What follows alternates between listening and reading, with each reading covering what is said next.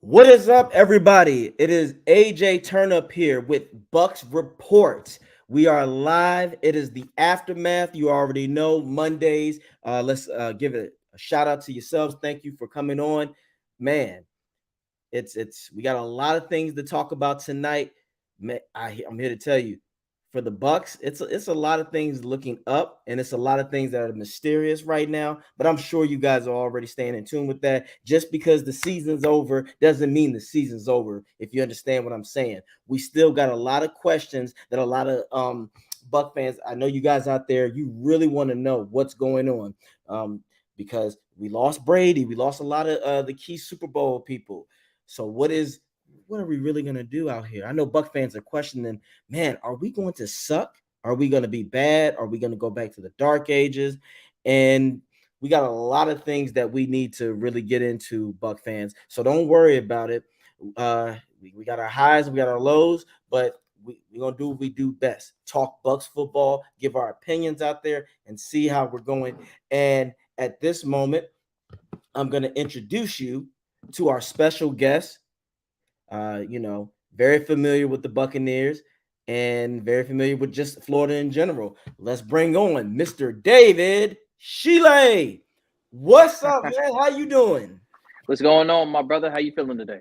Feeling good. A lot of good news. But before I even get into that, tell the world who you are. Give them a little bit of your resume, and yes, tell them who you are. Yes, sir. So, yeah, as you heard, I go by the name of David Shealy. Some also call me Deacon. Nickname I really went by back in college. I went to college at Georgia State University. I'm from Atlanta originally. I just finished my first full season covering the Bucs. However, I have been reporting on the NFL and things around the NFL since I was in college. So this ain't like I just jumped onto the NFL scene. So I'm brand new to covering the Bucs per Mhm. se because I got here a year ago. I Yes. got to Tampa just a year ago. I was in Knoxville for 3 years before that, working with the sister station of the one I work at now, which is Channel 10 down here in Tampa Bay. Thank you for that. Appreciate you and welcome. And welcome to Tampa, aka Sticks of Fire. That's Yes, Native sir. American for Tampa. So, if you had to say, give me three things that are completely different from Knoxville and Tampa. Bro, what that man, I could name 100. You know what I mean?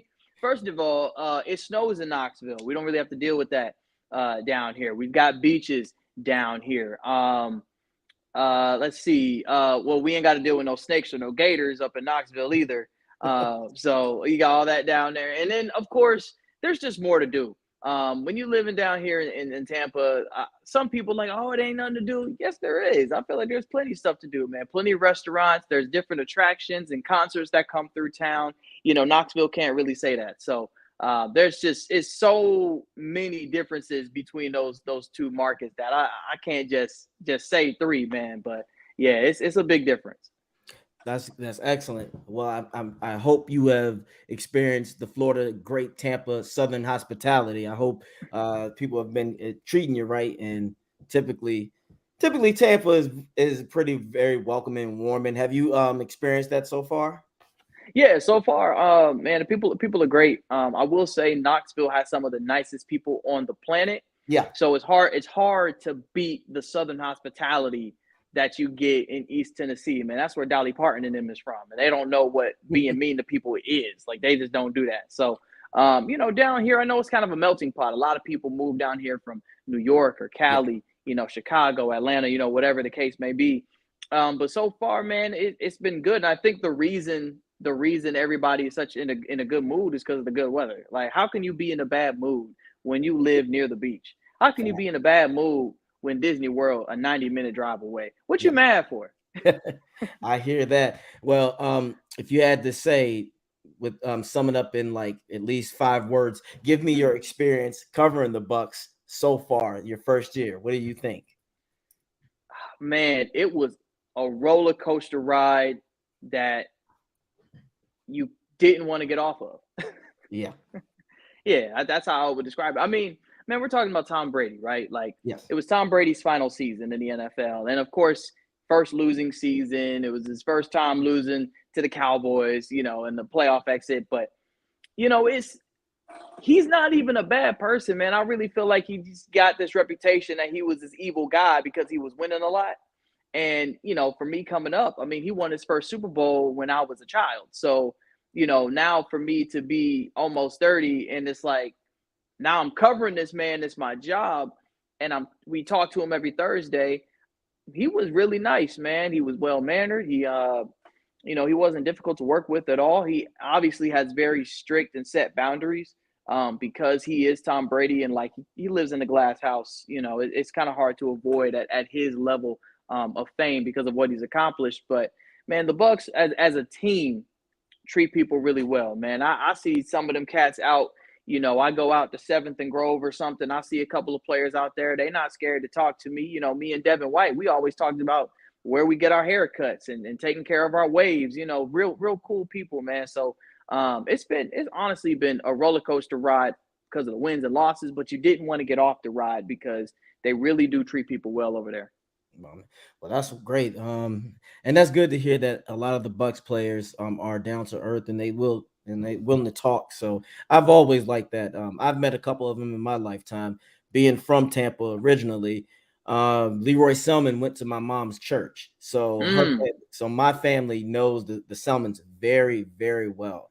You talking And about an OG? yes, the Yeah. original, yes, the Yeah. legend, the guy who started it all. Hmm. So yes, I'm very aware of that. But that's good that these new guys are still having that support and just being down to earth. So, but again, let's just get into the first thing of business. The For good sure. news, Buccaneers. Jamel Dean will be your cornerback for the next 4 years. A $52 million deal. I still say it's a steal. He could have tested the market and got, in my opinion, maybe I think he could have gotten at least 60 or 65. And I'm just glad that the Bucs took care of business with that. That's a really solid player. And I think that you can keep Sean Murphy Bunting for a cheaper value and make him work harder to solidify his position. I mean, what did you think of that news today? Yeah, man. I mean, first of all, it's great news, right? It's huge to get him back to go along with Carlton Davis.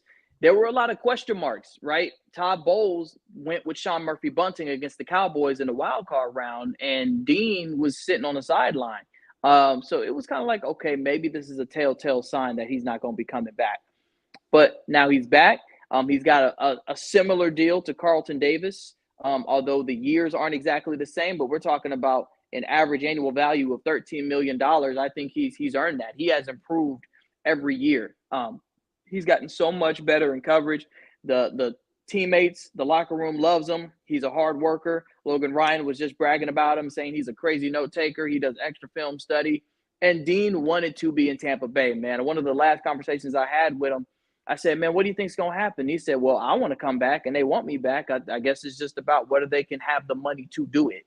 And so the Bucs have had to make a lot of hard decisions, man. I mean, they had to get rid of a lot of people. There's a lot of veterans that they are not going to re-sign. They had to get Russell Gage to agree to a pay cut.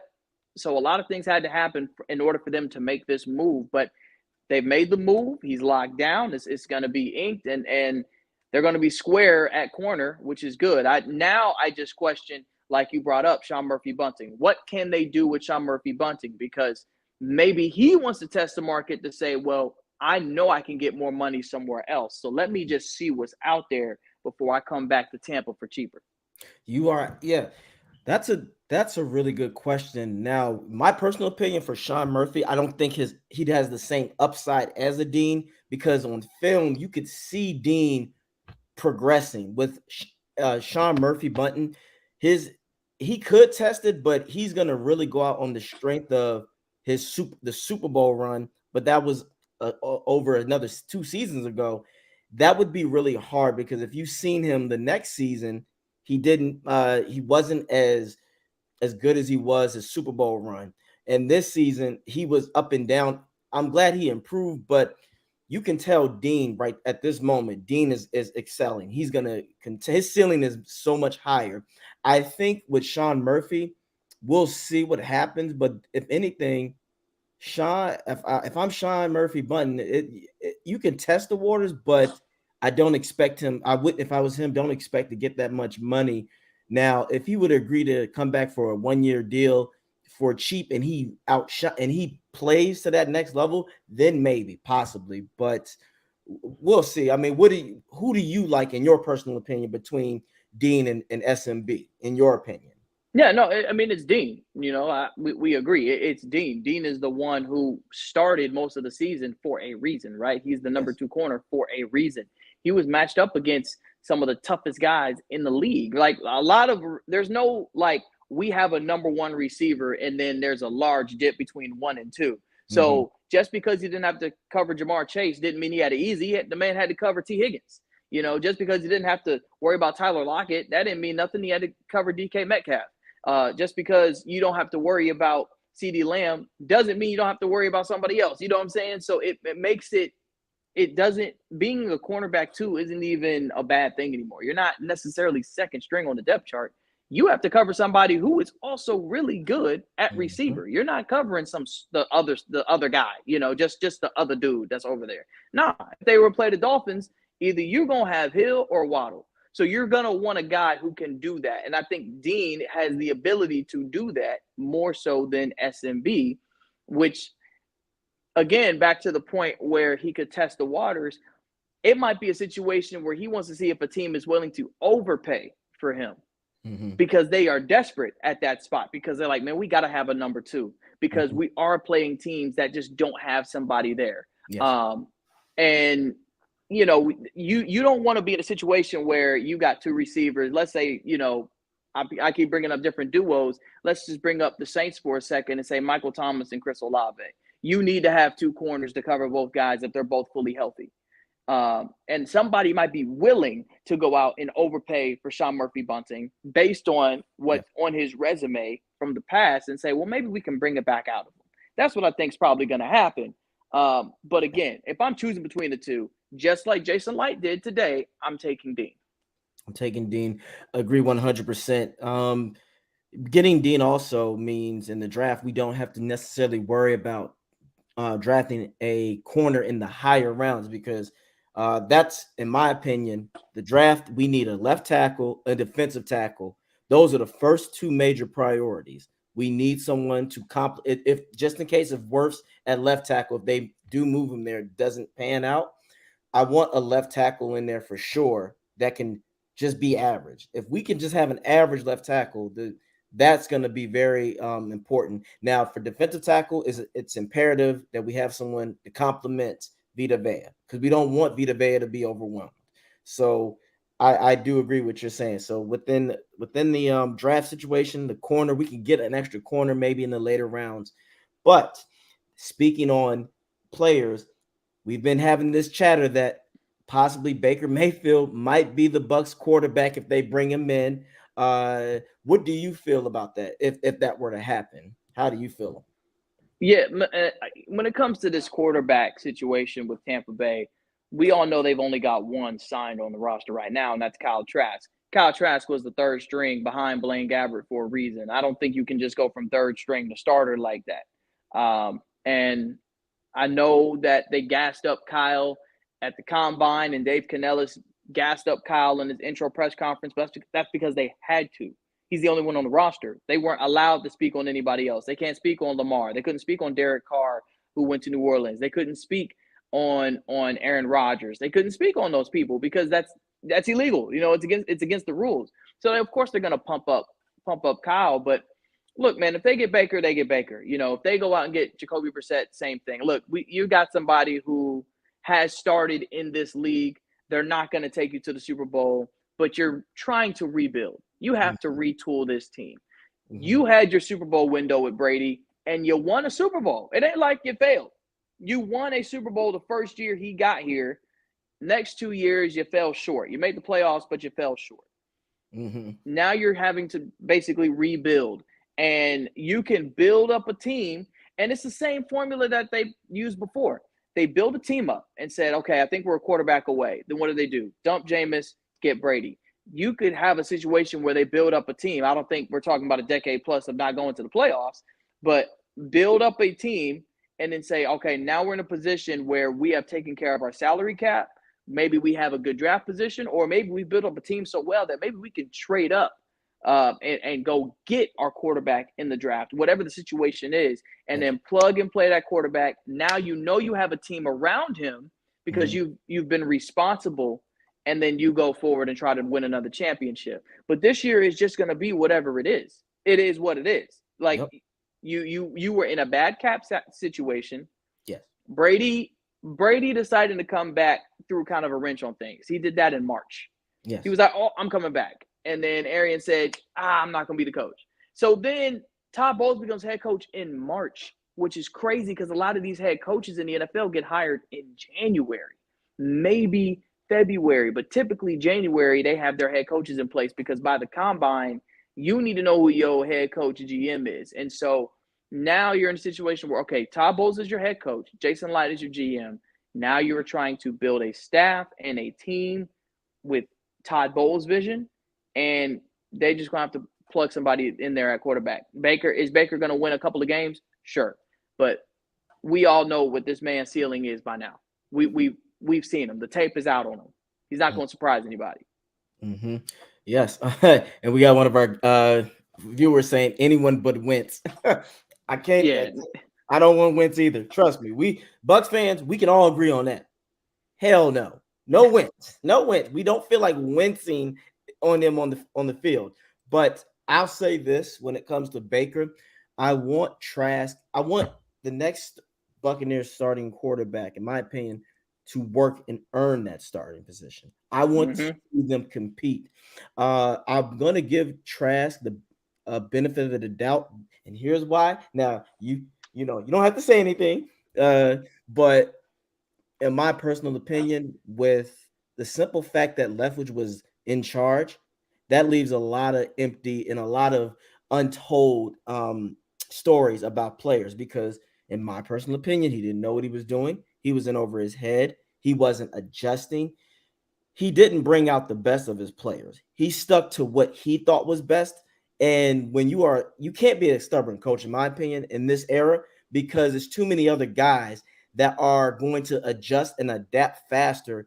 And as you were talking about being a number 2 corner, just to piggyback what you said, that's not a bad thing. This is a passing league.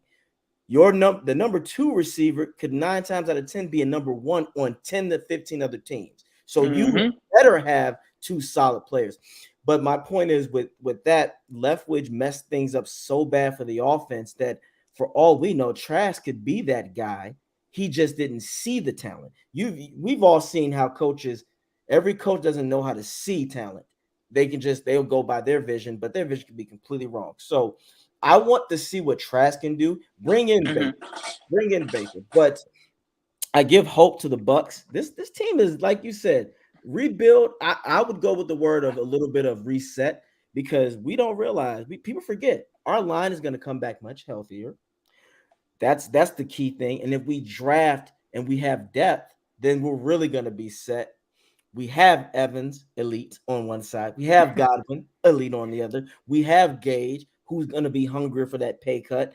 We have Scotty Miller still. We have an up-and-coming Cade Otton. So this offense with Canals, if he does it the right way, I don't see them really getting their stride until week 9 or 10. But if the Bucs defense just stays like they were last season, we should be fine. So with that being said, I'm not too. I used to be down on Baker, but like you said, we know we're going to get out of Baker. But the good thing is, at least the offense will be competitive, and we're not trying to. I'm saying this right now because I don't want nobody killing me. We're not trying to shame the GOAT Brady, but Brady's his being such a statue kind of guy that limited the offense. At least with a Baker, he's mobile, he can improvise. Because in your opinion, can you imagine this? And I want to ask you this: if we had a guy like Baker Mayfield going against the Cowboys in the playoffs, do you think the outcome of that game would have been a lot different or no different at all?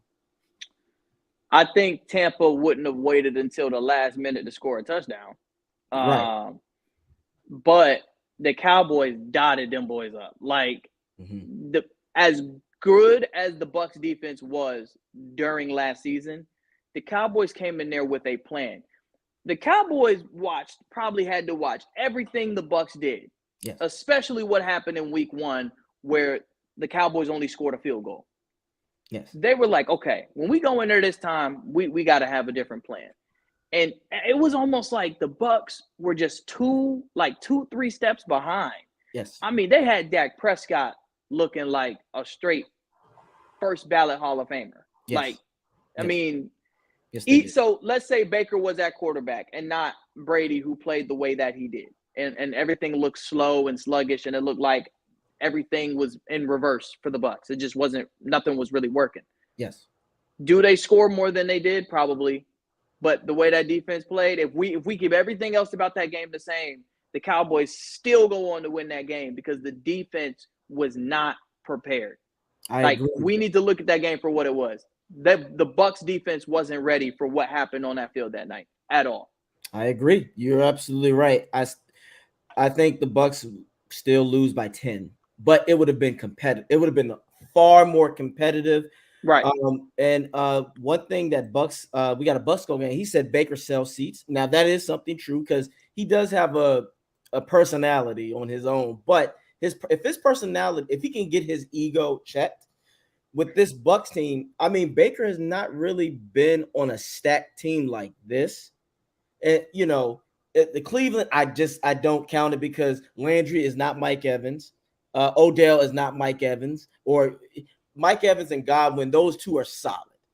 I think with him being mobile, it could have made the game interesting. Now I'll say this: if the Bucs offense would have gotten a faster head start that game, the defense might have been a lot more fired up.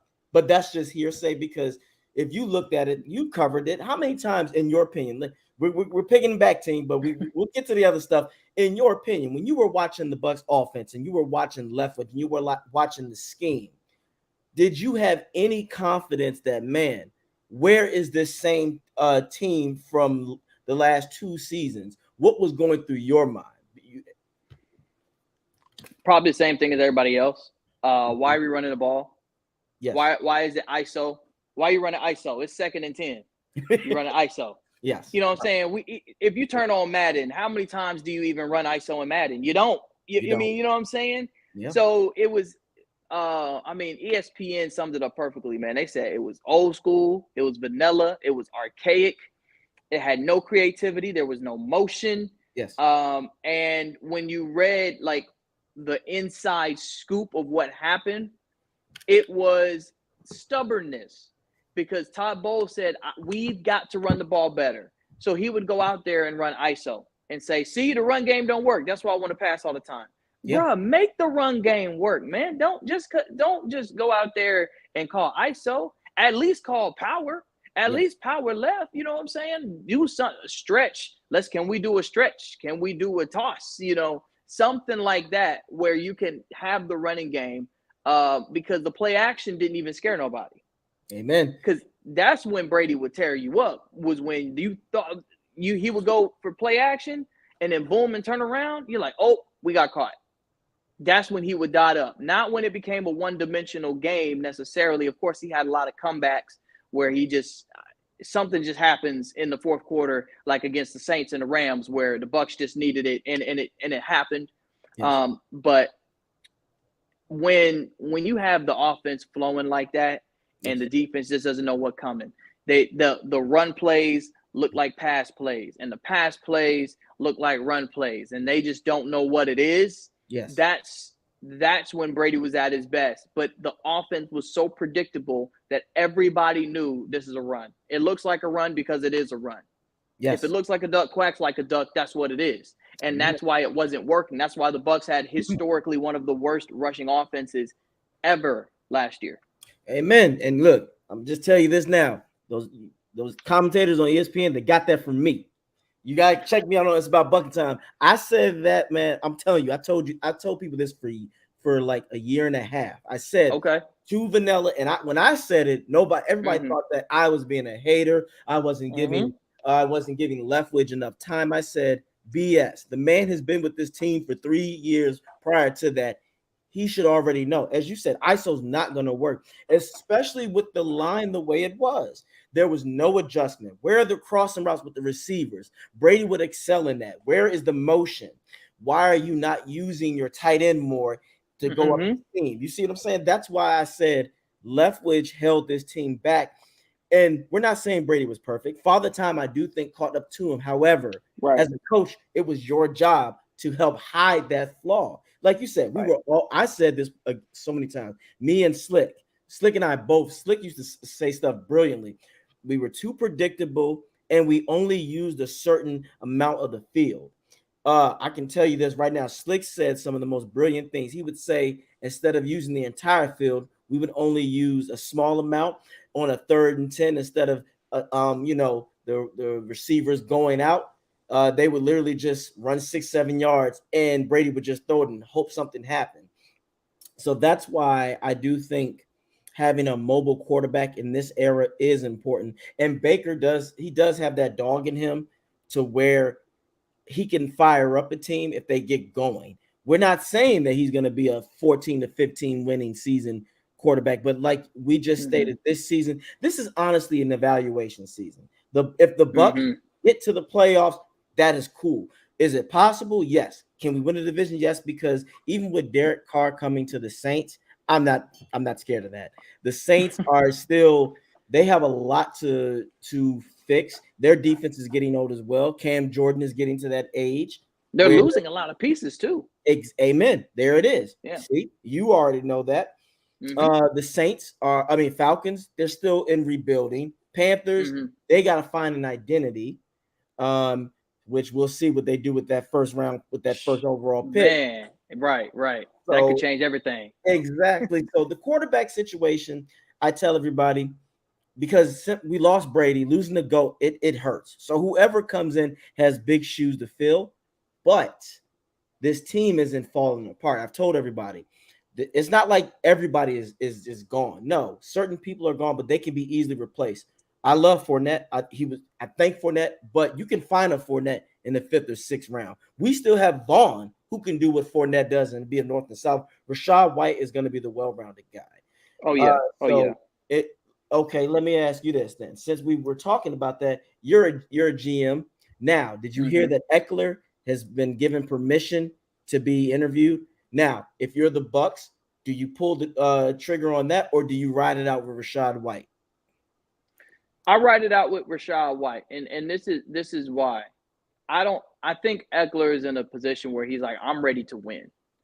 Eckler has been a fantastic Mm-hmm. dual threat running back, and that obviously that means on the ground and through the air. This guy has damaged some people. Dude was a game wrecker for me in fantasy football, and I thank him for that.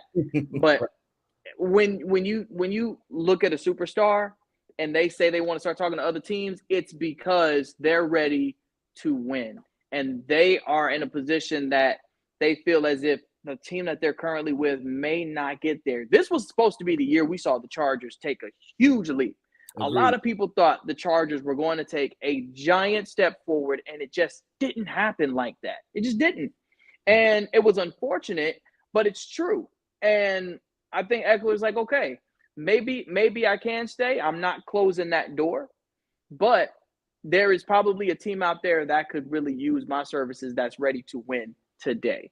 And I would only elevate them. And I think the Bucs just aren't in that position where they're like, hey, we're ready to win right now.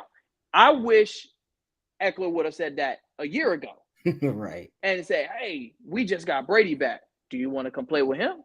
Now, the Bucs probably don't end up drafting Rashad White, but then you have Eckler and Leonard Fournette, and obviously we can play the whole what about game and the if and what, whatnot and all that. But Yes.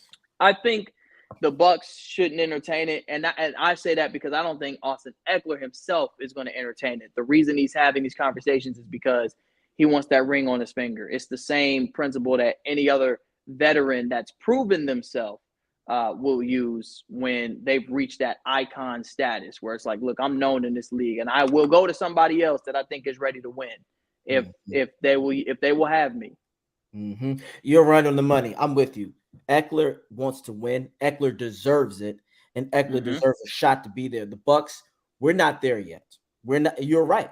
Buck fans, You heard it here. We're not there yet. So for some people who are optimists, well, maybe we have that. We can sneak in. No, we'll sneak into the playoffs, but to be a Super Bowl contender, we're not anymore. And Right. one of the Bucs go again. He said Dalvin Cook. No, I want to give Rashad White a shot because one, he's young, he's hungry, Yep. and he doesn't have as many miles. All those other guys, you would get a Dalvin Cook maybe if the Bucs were just a running back away from being Yep. contenders again, but we're not. And again, we can draft people, Buck fans, we can draft running backs. It's not hard in this era Right. anymore.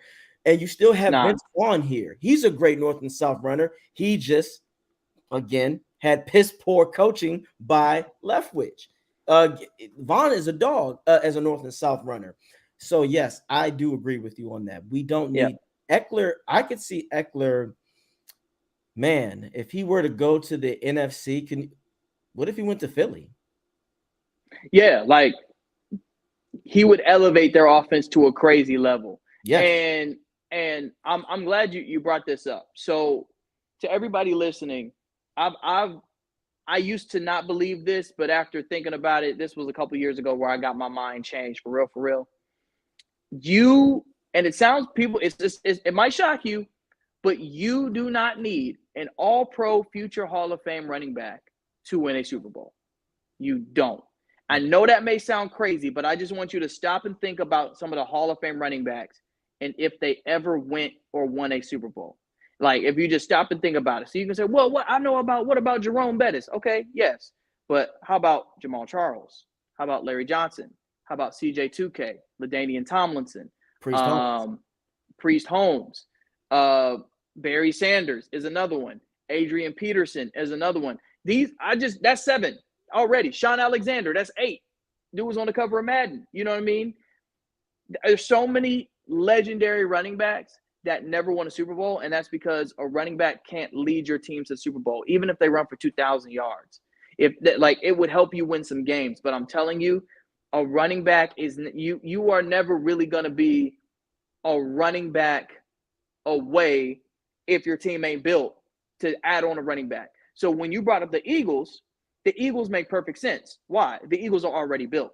The Eagles are built to win. So if they say, let's go with Austin Eckler, that offense elevates to a completely different level. And now they're over the top. They were already a NFC championship offense. Yes. Adding Eckler takes them over the top. But let's say they didn't have those pieces. Let's say they didn't have A.J. Brown. Let's say they didn't have Kelsey on that offensive line. Let's say they didn't have Jalen Hurts playing at the level that Jalen Hurts is playing. Austin Eckler wouldn't take them over the top. Austin Eckler would just be a good piece. That's why Derrick Henry and the Titans would consistently make the playoffs. They would even get the number 1 seed, but they would do nothing with it because Derrick Henry can't take the Titans there. So just keep that in mind, man. When you see teams go out and overpay for a running back, man, how come we couldn't get him? Don't even worry about it because they're probably not going to do nothing with him either. Is he going to make his plays? Sure. Is he going to make his touchdowns? Sure. But are they going to win a title with him? No, because running backs don't lead you to championships as good as they are. Yeah, for the most part, that is true. And typically the running backs that have won Super Bowls that are great, they had a great team or they had a historical defense. Yep. Walter Payton, 85 Bears. Enough said. Right. You have to have if you're gonna have a one-sided team, they have to be overwhelmingly good to the where, like I just said, they're in the books. I'm thinking Terrell Davis, Ron Elway, Shannon Sharp, Rod Smith. They had Atwater on defense. They had pieces. They had a solid team. The Steelers with Harris and them. They had a solid team. So you are correct. That's right, because it's damn near impossible to do that on the legs of a running back, and you're putting more pressure and you're actually taking the years away from them guys if you rely. Because look at Derrick Henry. If I'm Derrick Henry, I want out of Tennessee. I want to go somewhere, and Derrick Henry can go anywhere. And the teams, if he were to stay in the AFC, imagine him going to the Dolphins. Right. What's up? We got Slick here, guys. There he goes. What's up? Fine. How you doing? I was just listening to you guys talking about running backs on my way back home from work, And I No completely problem. agree. You look at the last NFL Super Bowl champions, how many of them had an elite, and I mean elite powerhouse back? We won with Leonard Fournette. The Chiefs have just won. Yes, they've got a good one, but they're not. They're not at icon status. They're not at that big name status yet. And you can go back for the Patriots. They never had a brand name running back. Except for Corey Dillon. That was it. And he's not even elite. But He's That's my, you that's think my of the point. different running backs that they won a Super Bowl with, it was a different person. Mm-hmm. It was James White, LeGarrette Blunt. LeGarrette Blunt, James White, like Kevin Falk. Right. When people say who are some of the greatest running backs to ever play the game, those names aren't going to come up. No one's like, man, LeGarrette Blunt. It's not LeGarrette Blunt. No, again, this is a football. It's a passing league. Right. Again, most of the teams that have, and most defenses that, like I said, the Bucs. You had Allstott, but they also had the 2002 legendary Buccaneers defense. Correct. It's just the steel. Look at the Ravens. The Ravens, they didn't have the great running back, but their defense was overwhelming. We have to get out of that notion. A lot of fans love running backs that are great because they're exciting. They build, they make you. It's a physical game. Now more balanced as well, doesn't it? Because if you have a good running back and a good passing attack, it kind of makes it hard to defend. But you don't need an elite running back to do that, and you don't need to these days. You don't even need to draft them in the first round anymore. You draft them in the second and the third, and you'll be fine. Exactly. Yep. We were just talking about that. Like for Derrick Henry, if I'm Derrick, Miami would be my place, or if I could go, imagine him going to Kansas City. What if he takes pay cuts and goes to places where he wants to win? Because if Derrick Henry, now he has two options. He can get the big payday, which I can't blame him, or if you want to win, you go somewhere where you can win now. If he goes to Kansas City, Miami, if he goes to the Philadelphia Eagles, he goes anywhere with teams like that, he's going to help. He's going to he's going to help bring the balance. So I agree with that. That's for Derrick Henry, his best bet is to look for a team that's got a quarterback that's still on its rookie deal, because then he's still going to command good money. Whereas if he goes with an established quarterback that is already got past his 4 years and is already getting his big bucks, like, that $45 million a year, then he's going to struggle to get that kind of money because most of the cap's eaten up by their quarterback. But if a team feels like, as you said, Dave, if a team feels that all they need is that elite running back, like the 49ers with Christian McCaffrey, they go and get somebody like that, then they're kind of almost like inking that dot to say that we're going to be there. But that's not necessarily true either, because we look at what happened with the Niners. They didn't make it. Nope, they didn't make it. Well, no. They did. That's because their quarterback situation, they fell apart. Those injuries hurt. Right. That's why having I'd say two you want two solid quarterbacks. You want that, because that was, if 49ers, in my opinion, if they have their starting quarterback, they're in the Super Bowl. Now, would they win? Maybe, maybe not, but that would have been a hell of a rematch, San Fran and Kansas City again. But no, and I wanted to that goes to my other question I wanted to ask you guys, because we've all heard the rumors. We know that we were able to get $44 million and over the cap salary. And there's this big rumor thrown around, and I don't want to hear it anymore because it gets my hopes up. This is like the rumor of the girl that you like, and you think that she's gonna text you back or DM you back, and then when you don't, you get upset. Lamar Jackson, is he coming to Tampa, or do we need to just live in reality? David, please, what is your opinion on this?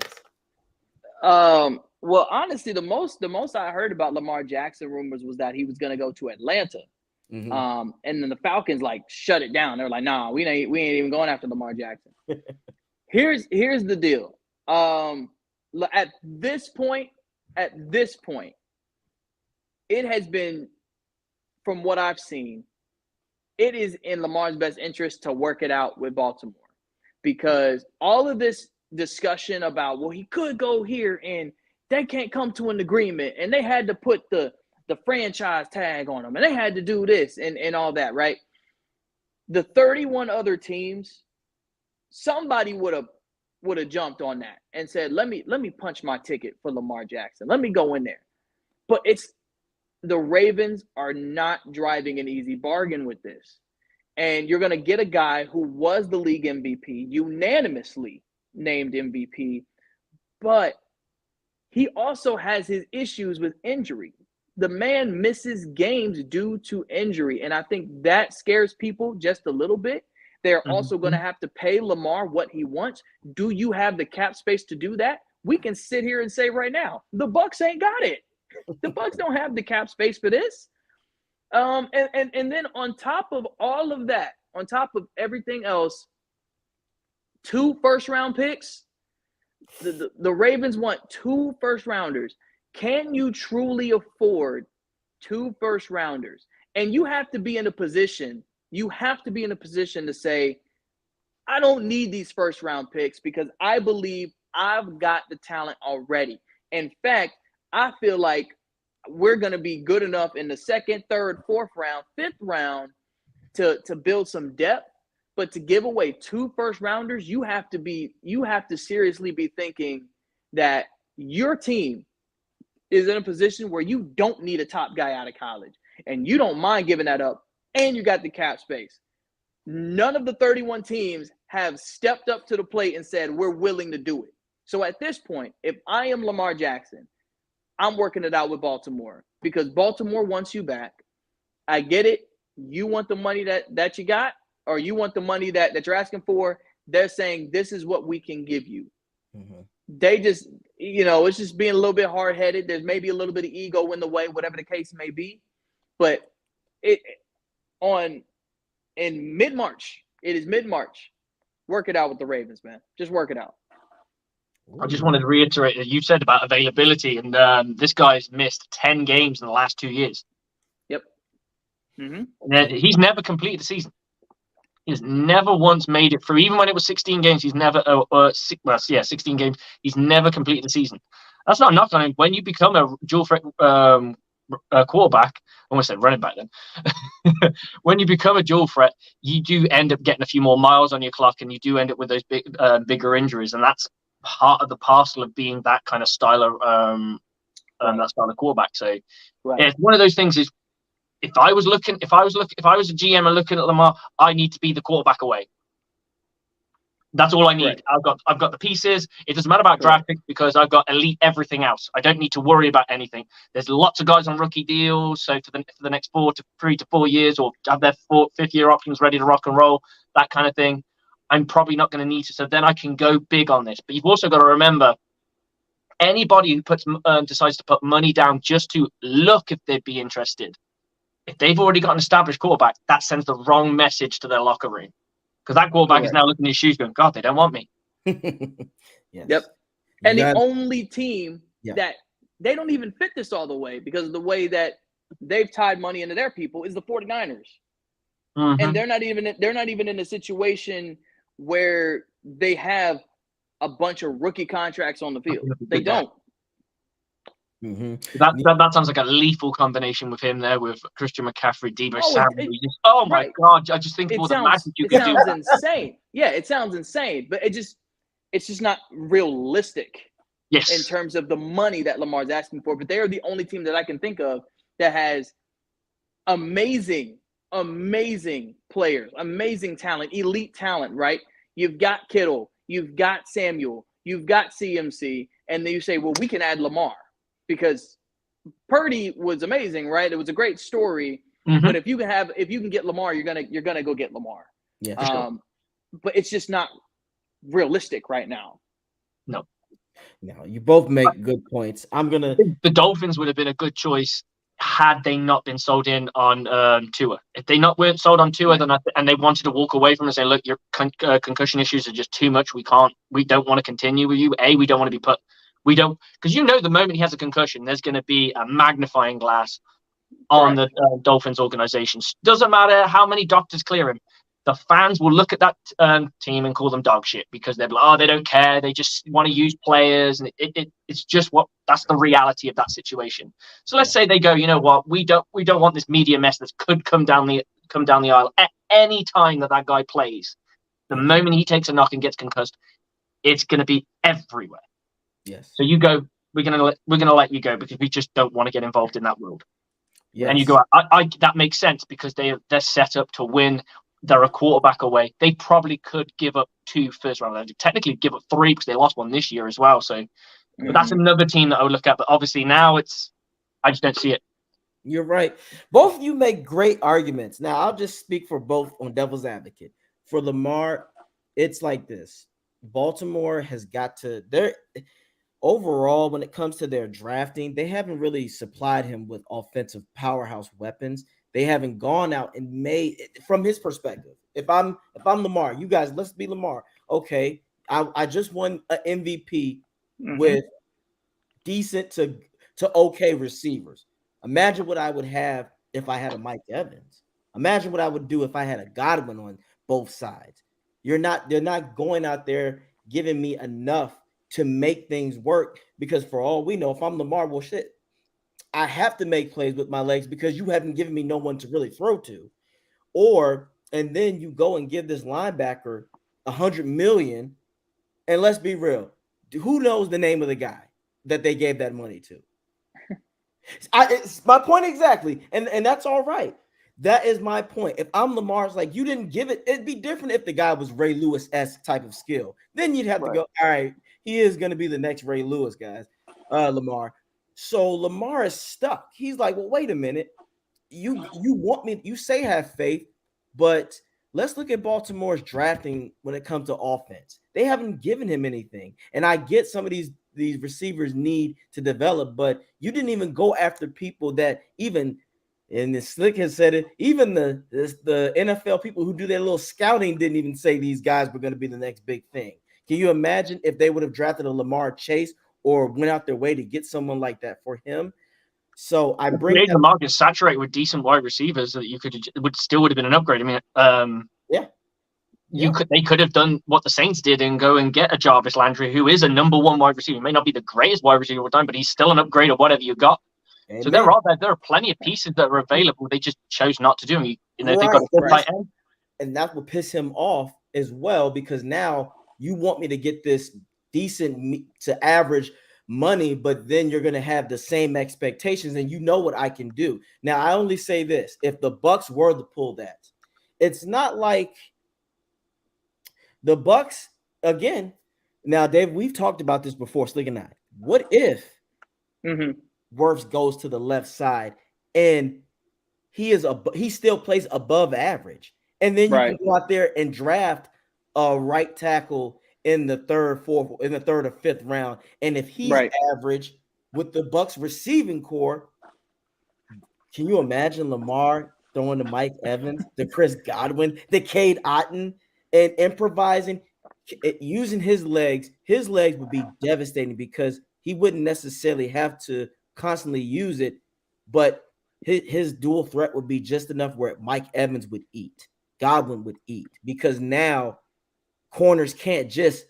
It's already hard enough for them to mess and double Evans or take him one-on-one. Can you imagine now you have to worry, well, damn, if I check Evans too much and Lamar takes off, then I got to try to catch him.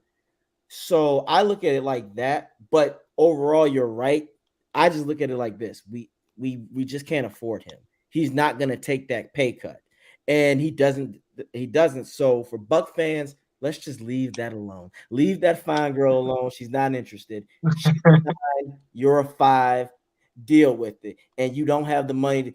You got to pay to play, and we can't pay to play. So I think we all kind of agreement. Like it would be a nice story, but it ain't happening. It sure looked nice, yeah, for sure. A question I would like to ask the two of you guys, because I don't know what far you've got spoken into. I only jumped in, and probably about half an hour ago I was listening to it on the way home. If you could have the pick of the free agent quarterbacks that are actually available right now, who would you pull the trigger on if you're the Bucs GM? That's a good question. I mean, if I wanted like the best person who is ultimately going to be a bridge to somebody else, probably Jacoby Brissett. Okay. And the reason I say that is because I think he did a fine job in Cleveland. I think he also did a fine job in Indianapolis. The deal is he's got starting experience. He is a quarterback who can win you some games. He kind of has a ceiling, and like that's there. So no, he's not your franchise guy, but he should be a guy that you can bring in and say, we can have some success with this person, and he might surprise us and get us a wild card berth. But ultimately, we can win and be competitive while still building around that position. And like I was saying earlier, when you're ready and you're locked and loaded, you've got the cap room or maybe the draft position, you go get your franchise guy. But Jacoby Brissett can be a starting quarterback for you if you don't have one. Nice. AJ? It hurts. It pains me to say this. I know what he's going to say. I got to go with Baker. Here's why. The number one priority for this offense in this offseason that Canals really needs to work on. I've told Slick about this. We already know this. You have to feed Mike Evans. You have to get him involved. When he dominates everybody else, it's a great domino effect. Everyone will follow suit. I like Jacoby, but Jacoby doesn't have the arm strength or really he's gonna be like a low man, a super poor man's Brady. He'll throw to who's open, but at least Baker. I feel like Baker would get in a repertoire with Evans because he knows Evans is that dude. Right. So we need that. We need someone who is gonna get the ball to Evans by any means necessary. And believe it or not, Baker, that's why when Winston was with the Bucs, Evans' numbers were up because he forced it to him. Now, the interceptions, we all know, awful, terrible. But at least you got Mike Evans involved. I got to find a statistic about it, but someone said something about when Evans was getting forced the ball, the Bucs offense was high. If you look at it, Arians' first season, Evans was doing his thing, and the offense was in a rhythm. People don't realize, even when Evans was still here, the Bucs were in top 5 in offensive ranking. So that's my only thing that I think Baker has a better chance to do that. I like Jacoby, but he's more of a if our defense was historical bound, like if the Bucs had the 2002 Bucs defense, I would go with Jacoby Brissett 100% because we're winning Super Bowls. But we don't have that. So Baker, God, I hope he's probably sitting back with his hands like this, like, yep, I got him. All right.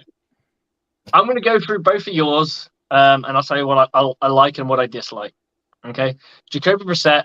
The thing I've heard about him, I was looking at it on one of my own show, across the Bucking Pond. I had I can't remember his name. Cody. I can't remember his last name, but he works as a credentialed media for In the Building at the Browns, and he could not but rave about that guy's leadership, his personality. The entire city of Cleveland wanted him to do well. Everyone liked him. I think it's just some of the physical abilities that might restrain him, but that's not. I actually think there's more negatives to Baker Mayfield, because you say having somebody like Mike Evans would benefit him. He had Odell Beckham Jr. and could not get that to work. So I know they're completely different players, and one's not got the same ego as the other.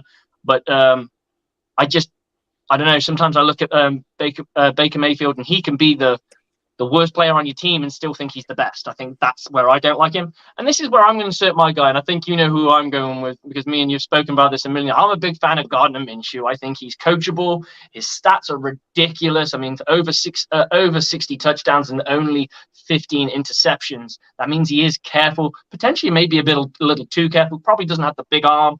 I believe he's coachable. I believe he's well liked in the locker room. So I would go with someone like I'd probably go with a Jacoby Brissett or a Gardner Minshew type of guy, because I think they would just gel with the team, whereas I think there might be some abrasiveness with somebody like Baker. But you can't bet against Baker's big playability, because he has got that almost like a wow factor about him sometimes, where he can just explode at times and just do good things. And then there's other times he implodes and just looks a disaster. A little bit like Jameis Winston, to be honest. And that's kind of the thing I'm a little bit worried about. He could be a bit too volatile to work with. Exactly. And then look, someone said this. Bucs go, no. We don't need that mess. First of all, he doesn't Isn't play. that a done deal? Him to the Jets right now? I hope so. It's not done. It's just not done. reported. It's not done. It's just being reported. Isn't it funny he's following in the same footsteps as Brett Favre, the guy that he can't stand, but it's literally for Green Bay, history is repeating itself all over again. Good God, what's next? He's gonna have a decent year in New York and then go to the Vikings.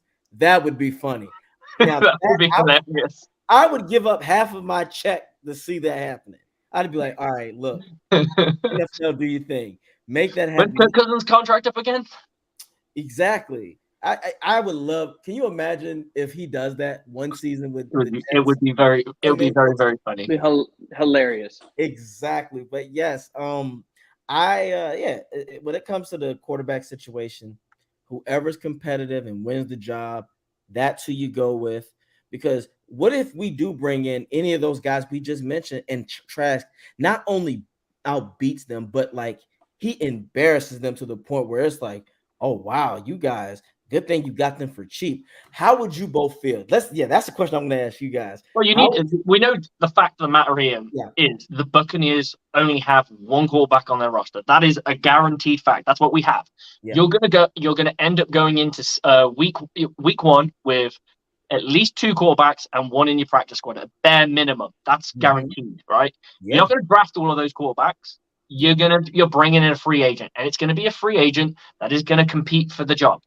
Yes. Realistically, you're then going to draft one probably with one of those comp picks that the Buccaneers currently have, which is kind of nice, but you'll try and get a piece there. I do quite like Hendon Hooker, but I don't know if I want to start using a second round pick when there's so many holes on this team at the moment. Now that can change in free agency if the Buccaneers are smart with money and they're able to do some magic where they put a lot more signing bonus on stuff and a lot less actual contract money, then fine. But until we have that nailed down, someone like Hendon Hooker is probably the bottom of my list of getting because I do really, really like that guy. I think a ACL injury to a quarterback is nowhere near as bad as to your running back. I mean, we've just seen multiple players come back from ACL injuries. Chris Godwin on our own squad to come back. It took him a while, but he's back pretty much almost at 100% now. So I would look at, say, we're going to draft one with a comp pick, probably a comp 5 or a comp 6. And then we're going to bring in an undrafted free agent, but we are definitely bringing in one guy to compete for the job right here and now. And it's going to be down to those two people, and it's going to be a battle between the others who keeps what. Mm-hmm. That's really good. I'm just thinking, it's just maybe the optimism. If Trask outshines anyone and he does it on what would it take for you guys to see that if the season starts and next thing you know, Trask is out there killing it? Like, would it make you a believer, or would you say it's only practice? I want to see what he does in the actual game. Oh, we're going to see that. If the Buccaneers, I'll let Dave, because we didn't let Dave answer the original question. Do you prefer Dave or David? Because I see David. Now I feel bad. David. It's Dave. Yeah, it's David. Yeah. Sorry, man. I do apologize. No, you're good. Yeah. So what say you? What do you think we're going to do with the quarterback situation? Everything you said was exactly right. There's one quarterback signed to this team. So you have to go get another one, whether that is through free agency or the draft. I would be shocked if they don't sign anybody. I would be shocked if they resort to the draft. I would genuinely be surprised by that. So I do think they're going to go with somebody in free agency. We've thrown out different names. Whoever it is, ultimately they're a bridge. They're a bridge. If Kyle Trask, best case scenario, Kyle Trask glows up like he did at Florida and ends up being a guy who's like, whoa, I think we're going to stick with this dude. Because his final year at Florida was awesome. He looked awesome. He was going to Kyle Pitts. He was dotting teams up. He was throwing touchdowns. He was protecting the football. He looked great. He was a Heisman finalist for that reason midway through that season. And he's now, granted, he's a bit of a slow learner. So he's going into his third season, And maybe that's what it is. Maybe he just needed a few years to kind of sit on the sideline and watch, and then he'll kind of have an understanding. For me to be convinced that he's going to be the guy, I need to see some things in the preseason games with the ones. I would, of course, you don't want to give away anything out in the preseason, right? The preseason playbook is always really vanilla, but I do want to see you in certain situations. I would not intentionally, but I would almost try to set it up to where there are some 3rd and longs. I'm going to get into a 3rd and long situation. Okay, Kyle, I want to see if you can go through your progressions and find the right guy to make the best play available. And then in the regular season, we could turn maybe a 3rd and 12 into a 4th and 3, and we might go for that.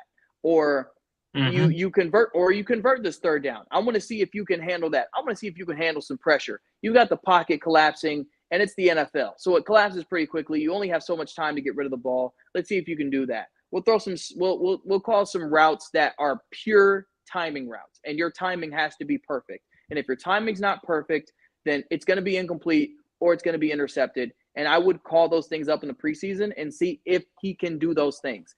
The names we've thrown out, we've seen those men start and do those thing. We have not seen that from Kyle Trask because he's never started a game. Amen. We have yet to see that. So if I am Todd Bowles and I need a quarterback, I am giving Kyle a 2nd round pick. I am going to give him a shot, but he is going to have to show me things that every quarterback we just named, Baker, Gardner, Jacoby, we can throw it even more, Teddy Bridgewater. We have seen those quarterbacks throw timing routes. We have seen them handle pressure. We've seen them create plays. We've seen them do things, and we've seen them lead their teams to victory. So Kyle's going to really have to blow my mind in order for me to name him starter. Otherwise, it's probably going to be this free agent guy. As for the draft, yeah, I mean, if you want to draft a project. Sure, why not? Whatever, because you have to build depth at some point. If somebody goes down or somebody gets hurt or something crazy happens. I'm not, me personally, having covered Hendon Hooker, I'm not the biggest on Hendon in the NFL. Could you break it down? Sure. So the reason why is because, number one, that offense that he just came from doesn't exist in the pros. So the whole we don't huddle. We snap average of 7 seconds each play. There's 7 seconds between each snap on average. And the way that the plays are designed are literally built to just overwhelm a defense by its timing and its precision. The things I like about Hendon that you cannot take away, no matter what system he's in, his accuracy. He's very accurate. He's a leader. He's accurate. He's a leader. He's a good kid. And he has football IQ to know where the ball is supposed to go based on the play. Who is my number one read? Some of the things that we can't evaluate about him because Tennessee's offense by design doesn't really allow for it is getting to the line, reading the defense, making an adjustment, and then running that play where he's having to go through progressions. When you look at that game against Georgia, when Hendon faced pressure because the first read wasn't open, he panicked. And when you look at the film, you'll see, okay, I know what my number one read is because they don't huddle. So he goes up to the line, takes a snap, number one read, crap, it's not there. Now what? So a lot of times he's standing there flat-footed in the pocket, sacked. And you can see it throughout that contest where it's like, I don't have my first read. What do? And sometimes he would scramble, and to his credit, he would get a first down. But other times he would recognize, okay, there's a spy. Yeah. Okay, so my first read's not open, and I'm being spied on. Now what do I do?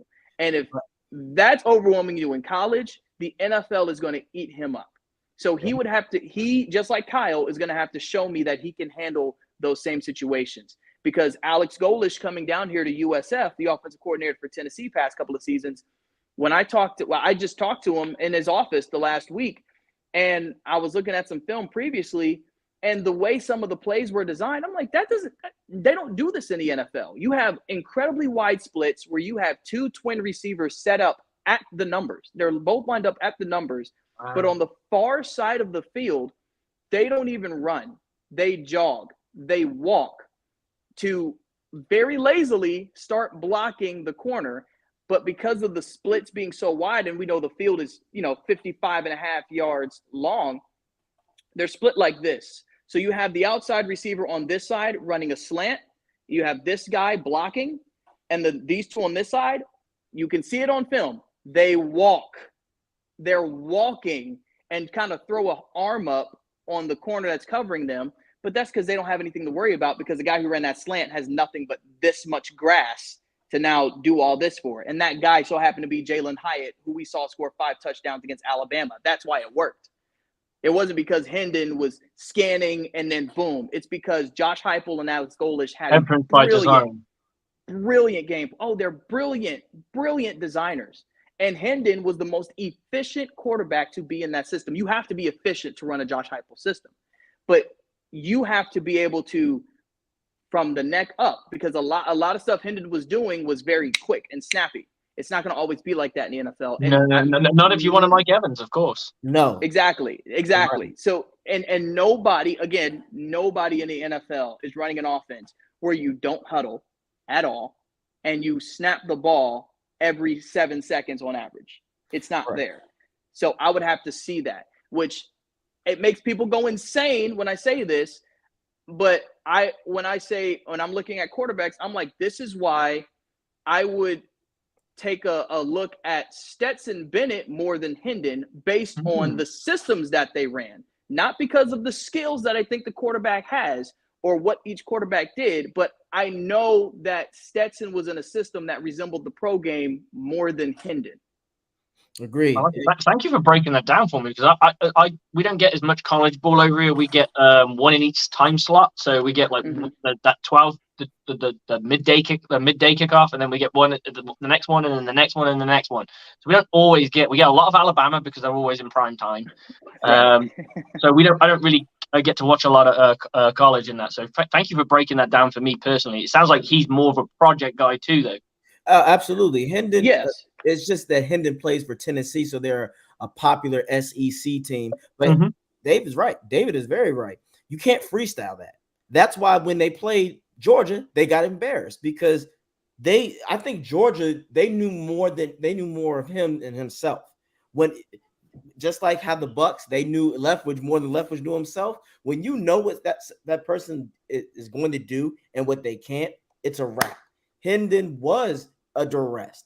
And when it didn't go his way, he kind of, in a way, like just shrunk under the pressure. Like, damn, I don't know what to do. You can't wing it. Like you said, college, you have a better chance, but in the NFL, you're going to get embarrassed. You don't believe us? Look at the Mariotas of the world. Look at the Winstons of the world. Now, we thought Winston was going to be good because he played more of a pro offense, but the difference is his decision. You like you said, Dave, if your decision isn't precise, and that's why a lot of even great quarterbacks, Aaron Rodgers is a first read guy, or he goes for somebody. That's why Devontae Adams gets all this credit of being so elite. That's Slick knows my relation. Mike Evans could do the same thing. Can you imagine if Mike Evans had someone always throwing him the ball? But yes, you're right. When quarterbacks, if they always go to that one read, why else do I have to worry about it? I know that's who you're going to go for. That's why Brady and those guys and Peyton Manning were so great, because you didn't know who the hell they would go to. You knew, like, oh, that's his guy, but he's probably thinking he's going to make us feel that and then go to somebody else random. Like, nobody knew who the hell Stokely's of the world were. Scotty Miller. Logan, yeah. That's why it's just about, you got to have a quarterback. I need a quarterback that knows how to read the field, and he's not going to just go to the best player in his opinion. He's going to go to the best available player. Right. Hendon never had to do that in college. No. Okay. So just to add a layer on top of that, then, David. So would you be opposed to using a 6th round pick to draft one of those comp picks to draft Stetson Bennett? I wouldn't be mad at it because it's a 6th round pick. Now Yeah. you grab Stetson in the third round and be like, what are you doing? But if you say, yo, okay, we got a comp pick. You know what? Let's go with Stetson Bennett. We'll see what he's got. Whatever. And you're exactly right, because 9 times out of 10, 6th round picks don't usually stick around on the roster too often. Right. It's just like, okay, whatever. And let's say for some reason he goes crazy, and you're like, oh, okay, that was interesting. This Stetson guy might have something. We just saw Mr. Irrelevant go to the NFC Championship. So, and that was Mr. Irrelevant. So it's like no one expected that of you. So it's probably the best position to be in, because if Stetson, let's say for some odd reason, okay, Kyle Trask doesn't work out. Let's say they get, go get Brissett, or one of the 3 guys that we named, whatever it is, they get hurt. It ain't gonna be Kyle. All right, Stetson, come on in. Stetson stinks up the joint. Whatever. No one had any expectations of you. But let's say he goes insane, goes out there one day, 3 touchdowns, no interceptions, 400 yards. The next week, he's got 3 touchdowns, maybe 1 interception that wasn't really his fault, and another 350. And we're like, oh, wow. And now he's blowing people's minds. That's because he was a 6th round pick. But if you reach for him as if you have expectations for him to make your roster and make something happen, then he's going to be criticized. But if you draft him late because it's like, whatever, we need depth. Where do we need depth at? Quarterback. Get Stetson. Then whatever. It can go either way. You're not going to lose really in that situation. Amen. No, because you could draft a wide receiver that just sits on your practice squad. Exactly. Yes, so that's amazing. Now, let me ask you this, because it's getting to that time. We'll bring this home. In your humble opinion, I've asked Slick already, but I would like to ask you, David. Give me the 3 positions and 3 rounds that you're like, light. You better strike. You better hit lightning. He has to hit lightning 3 times. And what positions? Well, I do think they need to do something in the trenches. So you got that 1st round pick. Please address something, whether that is offensive line, you want to shore that up, or if it's defensive linemen and you say, all right, like you were mentioning earlier, somebody's got to go alongside Vita Vea. Vita Vea played his best when Akeem Hicks was on the field. That's when Vita Vea was at his best. That's when he would eat. So give him somebody to be next to. So 1st round pick, address the trenches. We already took care of corner because of Dean. So I'm not really worried about going out there and drafting the top corner. You took care of that today. So, okay, address the trenches. After that, in my opinion, you need to address safety. And the reason why I say that is because you have lost talent at safety like every year. And because of the contract Jesse Bates just got with the Falcons, Antoine Winfield Jr.'s numbers they're going to do this. So I don't know if the Bucs can afford him next year. So you probably going to want some depth at safety. Like let's address that. So you've addressed the trenches, you've addressed the safety. Okay, cool. Now you need to start building some depth again, because you made a lot of picks for depth. That's how you ended up with Zion McCullum. That's how you ended up with a lot of guys from that's how you ended up with Rashad White. But Rashad White is awesome. Like, he ended up being really impressive. I think you need to find your next linebacker. Levante David, how much time does he got? Is he even coming back? We don't know. And it sounds, weird to say, but Devin White, is he going to come back after this year? How much more time does Devin White has? Does Devin White think he wants to go to a team like not necessarily Bobby Wagner's situation, because Bobby Wagner was later in his career, but a situation where he says, let me go make my money in a place where I can go win again. I got my ring here, which I'm forever grateful for, but maybe I can get one somewhere else. Either way, I think linebacker is something that they're going to have to address, because you remember a couple of years ago when Levante or Devin was hurt, the Bucs defense fell apart. It wasn't good at all in the front 7, because those 2 linebackers are so good at what they do that without them on the field, the Bucs get exposed bad. So you probably need to address that as well. And you can find you a good linebacker, 2nd, 3rd round if they're there. If you have somebody that you really like, go get them. You look at the Packers with Devondre Campbell. Devondre Campbell was not a 1st round pick. Devondre Campbell was picked later. So you can, I think he was 4th round, maybe. I might be wrong on that though. But I know he wasn't no Devondre first round Campbell was pick. the 4th round pick. He was Devondre Campbell was a I got it 4th round written pick. down here because I actually wanted to discuss this whole situation. See what I mean? Yeah. You don't you some linebacker get that rounds. Just say Yeah. Okay. And what were you gonna go at, Slick? You said you were gonna talk about that. Right. Well, all I was going to say is like now that we've got Jamal Dean down, obviously we do want to get Levante David back. But if we don't, you can go as far as the 4th round, the 3rd round. And I just went and looked at the top, and here are what Pro Football Focus has as the top guys is DeAndre Campbell, 4th round pick, Roquan Smith 1st, Eric Kendricks 2nd, Demario Davis 3rd, Fred Warner 3rd.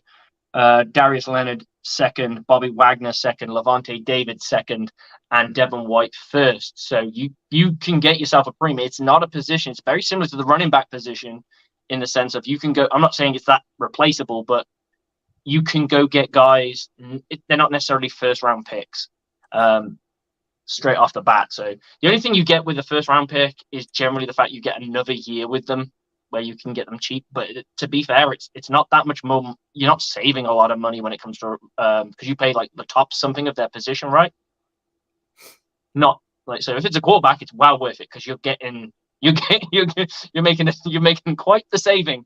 But when players like running backs and just normal like middle linebackers, you don't make a big killing saving. You're probably saving $5 million to $7 million, which is a lot of money, but it's not saving 20 million. It's not saving 10 million, So Right.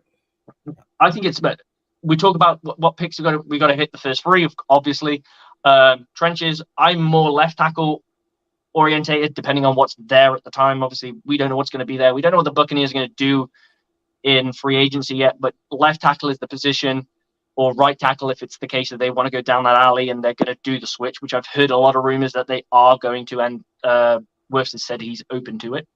Then I go defensive line. You need to go and get yourself a 3-4 defensive end to play next to him, because I think you will be able to get Will Gulston back. So you need another premier guy to go in there. I'm not sure on Logan Hall just yet because I didn't see a lot from him last year, but you never know. That could shine. You don't know. So you bring in someone else who's going to compete with him. And then that 3rd pick is either going to be safety or an edge for me. Safety's the probably bigger need. I do think the Buccaneers can go get Keanu Neal to come back. He came back. He was pretty cheap last year. He was under $2 million, so I think you could get him back. Whether he's actually a starter in this league, I like a true starter because he was not a starter last year. He was like a rotational guy, is yet to be seen. But you can plug in a guy there straight away, and you're not going to burn a lot of cap to get somebody to fill a role that's going to be decent at the safety position. But yeah, 3rd round pick, I want to bring someone who's going to challenge JTS or shore up my safety positioning. Maybe another Antoine Winfield that's fallen down, maybe because he's got a bit of size that's not perfect or anything like that. You can plug him in at nickel. You can do this. You can do a few things with him. I want a bit of a Swiss Army knife if I can get it. Mm-hmm. Amen. Yeah, I agree with you. Both made overwhelming statements. Wirfs goes to the left. I'm going D tackle the 1st round. I want a solid guy next to Vita because I do believe in the trenches. If the front 7 is elite or solid, safety will be something need, but you can wash over that, as I said, with the Keanu Neal. Now, if they become physical, because of the trenches, if Vita starts to eat and the other guy's helping, it won't matter who's really at safety. So if they go down that path, I do agree with the edge rusher in the 3rd round because I want someone to help JTS. I don't think JTS is ready to take that next step. I think he's going to need to have someone behind him to give him confidence. Go, if I'm not in there doing it, it's not all on me.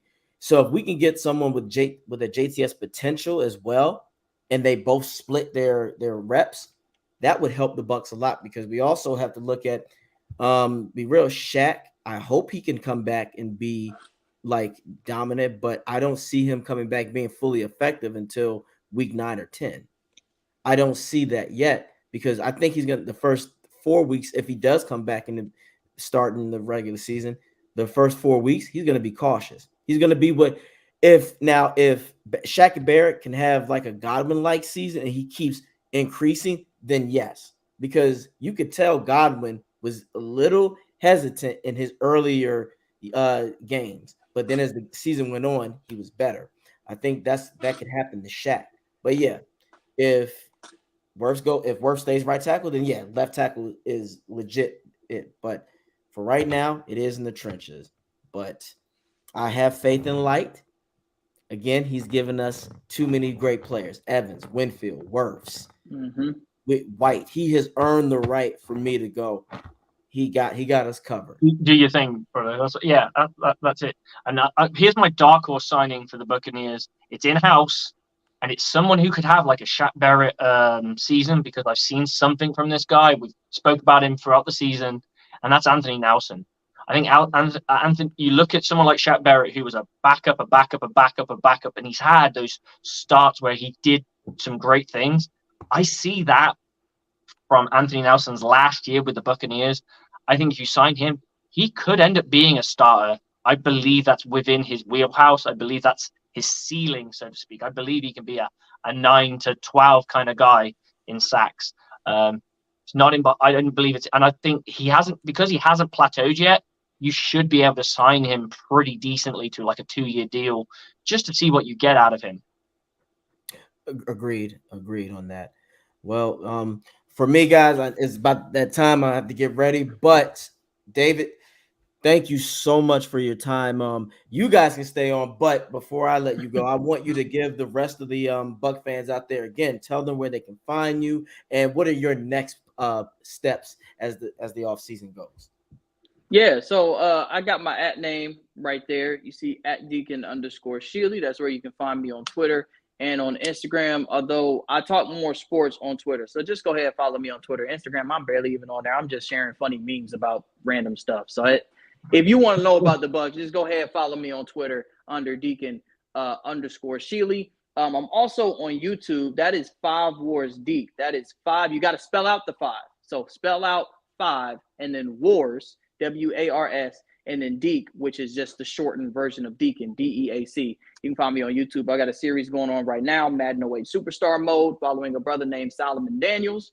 So we've got that going on as well. And so as the offseason continues in football, mainly my attention is going to be on the Tampa Bay Lightning. The Tampa Bay Lightning are getting ready for the playoffs. That's going to be huge for them, trying to go back to the Stanley Cup final. That would be the 4th straight appearance for this team. So that's going to be my summer, hopefully, is another Stanley Cup championship run leading to another boat parade, which will basically lead us straight into training camp for the Bucs. Excellent. Thank you for that, my man. That's great. And yes, Tampa Bay Lightning, go. But on that note, guys, you already know where you can guys find me at it's about Up in Time YouTube. You can check out, I got new merchandise, AJ Turnup. All you do is go to ajturnup.myspreadshop.com and check it out. I got a lot of new stuff up there. And again, as always, you already know what I'm gonna say, Slick and Dave. And go Bucs. Go Bucs, brother. Okay, right. man. I got a little question for you to let you before I let you go, because it is getting late. I know you've been on for about just over an hour and just under an hour and a half. So I always like to finish up. Usually in the season, I always say, when people do their prediction. Instead of doing a prediction, I call it my newspaper part. So you wake up the next day, you pick up the newspaper, you flip to the sports section, and it's got that headline title. Yeah. So what I'm going to ask you is, you wake up tomorrow, you pick up the sports paper, and what do you want that title to be for the Bucs? Whether it be a signing or a trade or what have you. What I would want the headline to say is, wake up tomorrow morning, I get the newspaper, and it says, Bucs prepared to go all in for Jacoby Brissett. You're a big fan. Well, I just think he's probably the best option. So I know he's 30. So like he's 30. Baker is 27. He's younger. He's a little bit more mobile. You get Baker who's 27. But when I think of bridge quarterback, I do think of Jacoby Brissett. When I think about Gardner Minshew, I think of really, I personally, I think really solid backup. Mhm. I think of like this is a really solid backup, but I don't see Gardner as bridge starter getting you ready for somebody else. I do think the Bucs could benefit from having a true leader in the locker room like Jacoby Brissett is, something that you mentioned earlier. So personally, yes, I would like to see him here over the other two options, but I am not anti Gardner Minshew. I don't think I want Baker here. If I'm being completely honest, Chaotic. I'm not. I wasn't a Baker fan out of college either. I didn't like Baker in college. I thought he's had some attitude issues. I didn't really like the way he carried himself in college. And because of that, I was like, I don't know if he's going to succeed in the NFL. And I thought his attitude was going to hold him back. And I don't know if it's necessarily been his attitude that's held him back, but he hasn't had the career that a number one overall pick for the Cleveland Browns, like that people thought he would have. They thought he was going to turn the Browns around. People were ready to have the franchise quarterback in Cleveland and say, okay, we're done looking for quarterbacks. We've got our guy now. And Mhm. then I remember the last time I intently watched Baker Mayfield was that Christmas game a couple years ago where he had chance after chance after chance to win that game for the Browns. And what did he do? He just turned the ball over. That's what he did. And I said, okay, that's who he is. At this point, how long have we seen this guy in the league? This is who he is. He can't do it. Now, the 95-yard winning drive with the Rams, awesome. He can carry that for the rest of his life. And that's awesome that he did that. But the one that we got on Christmas in, what was that, 2021? Yeah, I think that's the real Baker to me. No, I don't think you're not wrong, and I do think attitude has kind of followed him into the league. There's been the whole like debacle with him and Odell Beckham Jr. There was that, a player's father's got to come out and show him he's not delivering the football. I mean, that's the kind of stuff you do not want. I just don't see him as that kind of all in. Let's go, guys. I see him more as I'm the man. You should all bow down to me, kind of. And that's the vibe I get off him, and that can be fun to watch. But at the same time, if it doesn't work, it can be really, what's the word, exhausting, and just you're going to see. You'll see infighting, because before he was a number one pick, now he's a disheveled number one pick, if is the best word I would describe him. So, you start getting snarky with the likes of Chris Godwin and Mike Evans. As humble as those guys may be, they may bite back because you aren't Tom Brady. We've had the best, and you're not it. And they might call him out on that. I don't know. Like it's one of those things where you think, is this really the guy you want to be? I know, like you said, a bridge quarterback. He's still going to be the face of your franchise for a foreseeable one whole season. Right.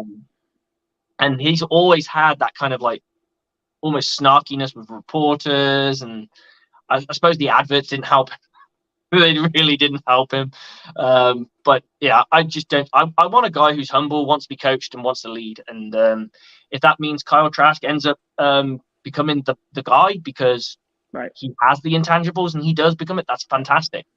Yeah. Personally, I don't see it, but I haven't seen it. I haven't given him enough microscope action to turn around and say, well, he's not. He's done, because he hasn't played with the ones. He hasn't spent time in.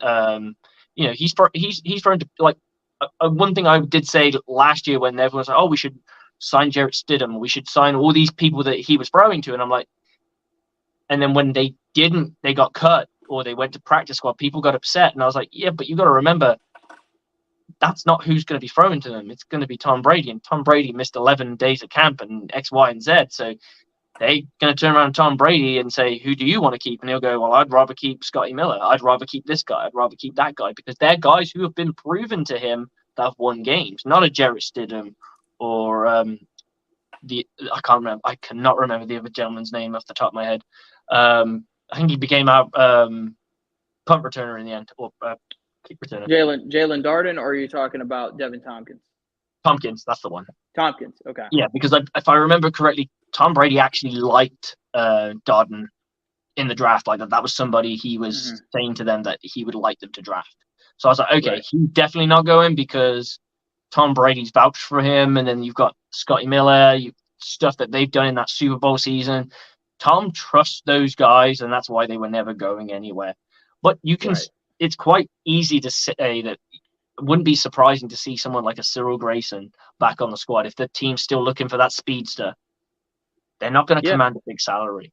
You know, you look at those kind of guys, like your Devin Tompkins, like Jarrett Stidham. They're all going to get their chances again because they're probably all signed to futures contracts, I believe, and they'll all get their shot to try and get back in. I don't think the Buccaneers go too crazy on wide receiver. Maybe they draft one of those comp picks, but I don't think they can go too hard on it because there's so many of the holes.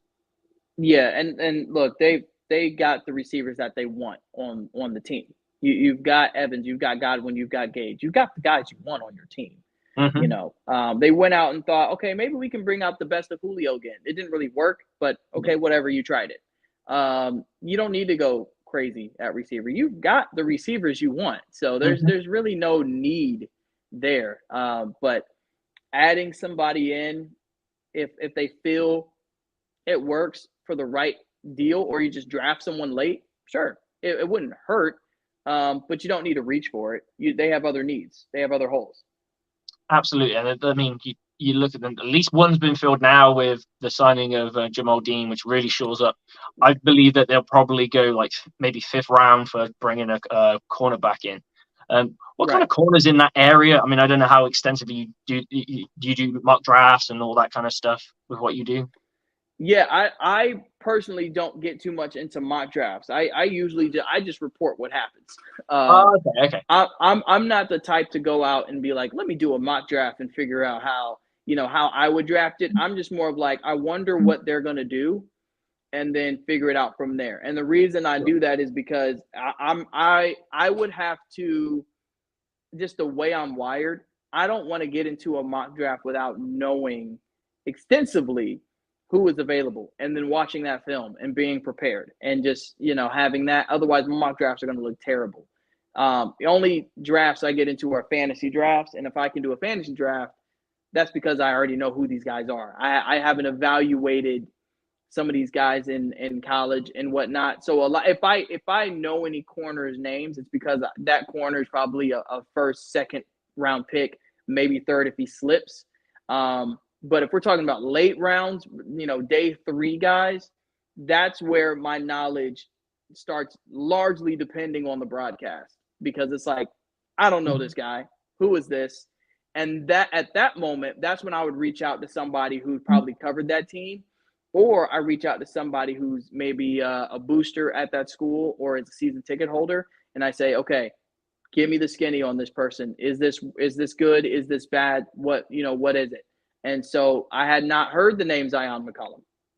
I had not. No, did I. But when he got drafted, quite a lot of Bucs fans were in applause of it. And I Right. But I didn't do any study to say I've watched tape of Zion McCollum. I had not. Really nice kid, but I hadn't watched film of it going into it. And that's honestly, if I did that, I would be consumed by my job. And that's a work-life balance type of deal. So a lot of things that I see others do with their free time, like sports is something I'm paid to do. Like that's my job. So people do mock drafts in their spare time. They do it because it's kind of like, okay, I have some free time outside of whatever their day job is. Sports is my day job and night job and weekend job. You know what I mean? Like it's a time consuming job.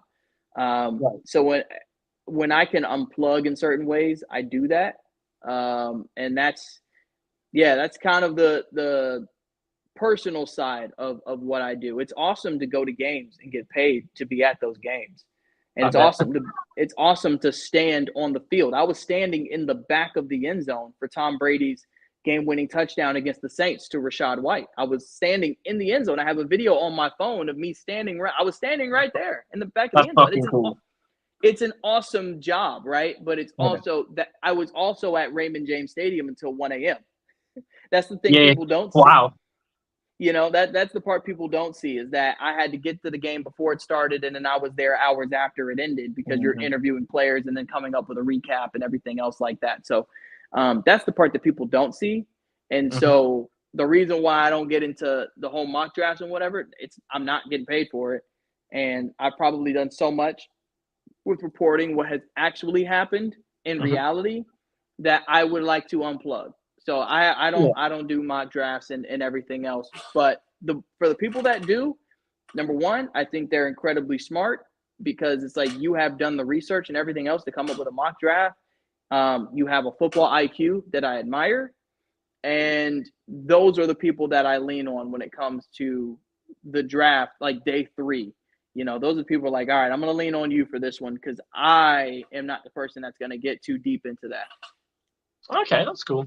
So here's my. We'll give this last one because I got to go back because I am in England, and in England it's about 3:30 in the morning.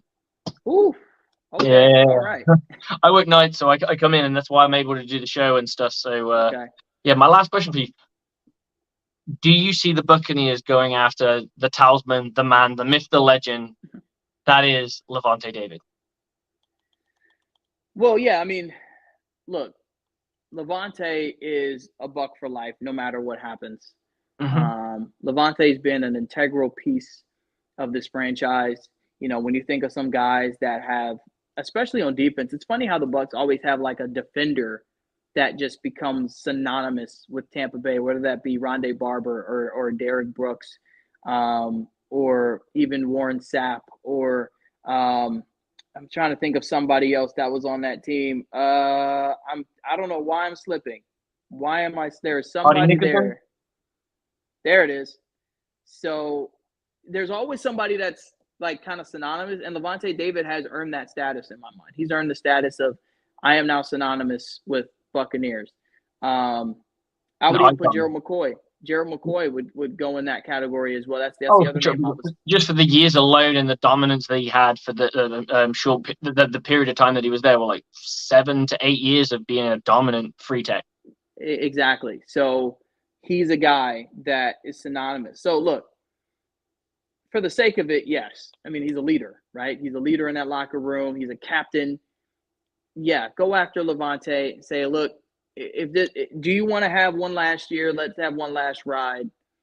He got his ring, so it's not about he doesn't have to really go ring chasing necessarily. Yeah. But hey, one last ride, and you get the deal done because of what he means to this franchise, what he means to the locker room, what he means to the fans. So yeah, I think they should. And he hasn't really all dropped off of where he's, his talent level. I mean, the only thing I would say that looks like he's dropped off is he used to be a king of knocking the ball out. Doesn't quite do it as much, but he's still. If I had to describe Lavonte as one thing, is consistent. He's just consistently good. And then we were discussing last week's show. We were saying, what's the difference between Lavonte and Devin White? And I said, well, Devin White is like a firework. He goes off, but sometimes he disappears. In between, you light the next firework. Lavonte is more like a spotlight. It's on and it's on, it's on, and it just stays on until that battery runs out. And that battery ain't going to run out because it's hooked up to a power source. Unless something dramatic happens, he's staying on. And that's what I've always liked. And I think a lot of Buccaneers fans were hoping you would kind of get a changing of the guard almost. I just think that they're just too different. Like even their personalities are like night and day. Like Devin White's very outspoken. He's fun to watch in that sense though. He kind of has that bit of cockiness that you enjoy to watch. Like he brings almost like a enjoyment to the defensive side of football, whereas Lavonte David is very silent and just aggressive, gets his job done and gets straight off the field. He's not jumping around and doing cartwheels or doing anything or walking up the camera going and what or anything. Like it's just not his style. And I respect that because it's very rugby-esque, which is the kind of background I come from. Which is be humble and I played American football for about 5 years and then I've coached for the last 4. Cool. That's awesome. I coach. I was a defensive coordinator in the bottom of our division, in the division of British football, and now I'm in like the middle tier as a DB coach. So I'm enjoying it. Yeah. It's good fun. Hopefully we can get some wins this season. So our season's basically during your off season, which is kind of fun because it means I can watch all the Bucs games. Right. Because if I got involved in college football in England, it's during the NFL season, so I'd miss a lot. So I've been offered a few times to go and like coach college. I'm like, nah, I want to watch the Bucs. But that's a hard gig. I've got friends of mine who do college and senior, and they are literally either coaching 24/7 or they're playing 24/7, and that's. I got a wife and 2 kids. It's not going to float. Yeah, man. Wow. Well, that's awesome, dude. I used to think about coaching like youth football, like, you know, young kids under the age of 10 or something.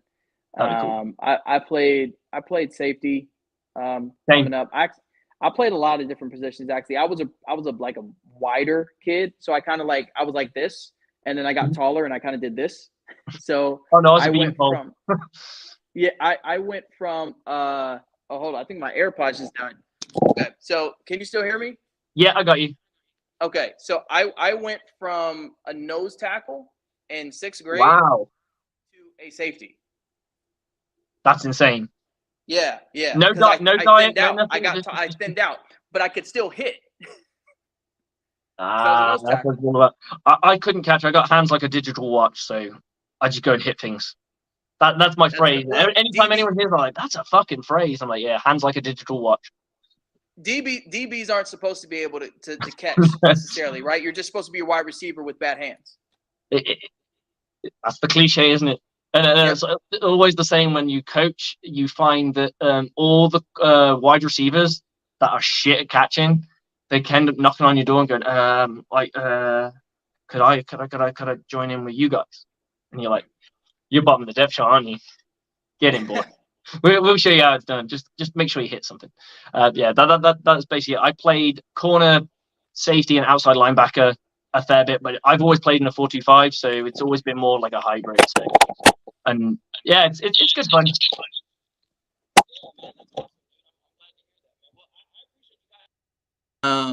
was a great discussion. Honestly, great discussion. So, and I think this is my second time doing a Bucs Report show. So Awesome.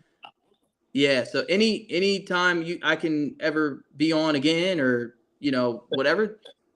Let me know. Much appreciated, man. We'll definitely have you back because I enjoyed the back and forth, the way you broke down Hendon Hooker, because I've not really watched the game. I'm probably just looking at stats, to be brutally honest, and I'm always an honest person in what I say. I probably looked at stats like, oh, completions, interceptions, touchdowns. Tick, tick, tick. Oh, and he's in the SEC as well, and he beat Alabama. Okay, this guy could be good. I like him. So I probably fooled a little bit by the, but thank you for giving me your insight on that. It's much appreciated. But on that note, I think I got to go to bed, and I think you got things to do. Yeah, I mean, you know what? Over here in the States, it's almost midnight. We had the time change over the weekend, so. Yeah, because they put the time up when you were coming on. They're like, oh, he's going to come on this time. I was like, oh, I'll be well home before then. And you've gone back in time, right? We sprang forward, so we all 9 o'clock is now lost. 10 o'clock, and yeah, we lost an hour. So my mind, so I actually woke up and it was like noon because my body thought it was 11, and it was not, because I was trying to, like, on my off days, like, we're gonna sleep in. It's kind of like my body clock knows we sleep in, and we usually are up at about 11. Man, no. It was like 12. And I was like, how? And I lost like half the day.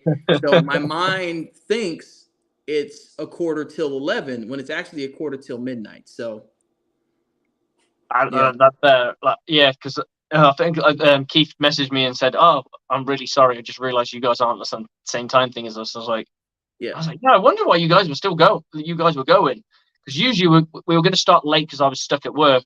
We were going to start at 9:45, which is about my it's about 2:40. No, about 1:45. No, it's 2:40. Yeah, it's about 1:45 over here. So I was like, okay, and then I saw the link come. I was like, oh, I'll listen to that on the way home, and then I'll just crash in when I can. Yep, yeah. The time change it did a number. It usually didn't, but this year it did a number on me, man. I don't know why, but this year it got me pretty hard. When it goes back though, that's the best part, because you wake up and you're like, oh, an extra hour, that's even better. Yeah, we got to wait all the way until the fall. That's what we call autumn. Yeah, autumn or fall. Yeah, see, autumn, those is the name of women down here that we call it. We name girls, we name Yeah, we named girls Autumn, and No, then we the don't have lead. any girls called Fall. No, we I don't don't have we know don't of. have any girls called Fall, but we do have plenty of young girls and women named Autumn. Well, it's a pleasure talking to you, man, and definitely we'd love to have you on the show. Maybe closer to the draft time, and we can talk about a little bit closer to what the Buccaneers are really going to do. Because right now we don't know, because there are more signings that are going to come up. So Right. yeah, maybe we can have a nice conversation just before that draft, like the week before the draft, and everyone's kind of nailed in, and we can really go to town on. That's when you really want to do a mock draft, I think, because you Yeah. kind of have a clue what's really going to go on. You get to kind of feel with the vibe of the team. So, man, Yeah. much appreciate for you coming on. I'm sorry I jumped in the last minute. Unfortunately, work takes control, so life's gonna life. It's gonna do what it's gonna do, man. You just gotta what are you gonna do when it hits, you know? That's all it is. Yeah, just roll with it. Much appreciate for coming on, and thanks again, man. Thanks again, man. You guys take care. And you. Okay, guys, that's the end of the show. Much appreciated for our guest, David Shiley, for coming on and talking a bit of Buccaneers football with us. We're getting closer to draft day, and now the league New Year's only days away, or no, technically in my country it's a day away because we're in Tuesdays, and you guys might be in Tuesday too. So, hey guys, Buccaneer football's coming. Hopefully, we can get a few things right. We can get hype and we go kick some ass. Much appreciated for everyone who's commented. Sorry we couldn't get through all of them at the time. I will endeavor to do better to get through your comments. Yeah. So I will see you soon. Hopefully we'll see you on Wednesday, where we'll be doing a special edition of the New League New Year show. I do have to get through a shed load of tape of our last practice, because they decided to run a very, very long quite a long OVD, so and scrimmage. So I need to go through a lot of plays, and it was a good one for us because we didn't concede a score at all. In 50 minutes of play, we did not concede a single, and it was continuous OVD. We did not concede a single score. So we will take that to the bank after the last week where we were abysmal. Tackling was the worst part of our game. This week, we were lucky to give up 2 yards after contact. We're lucky, so we'll take that, and we're riding the high. We got a preseason game next week, just after Mother's Day. But Mother's Day here is on this Sunday over here. I'll let you guys know how it's going. Hopefully, I'll have some content up about it, and I will see you all guys on Wednesday, where we be talking League New Year, and hopefully we hear about a Levante David being signed. Maybe the Buccaneers move a few things, shuffle the puppies a little bit, and walk away with a few more either picks or walk away with a few more players. And we're talking about this team in a whole different light. It ain't a rebuild, it's a reload. Bucks on me, Bucks on free. 1, 2, 3, go Bucks!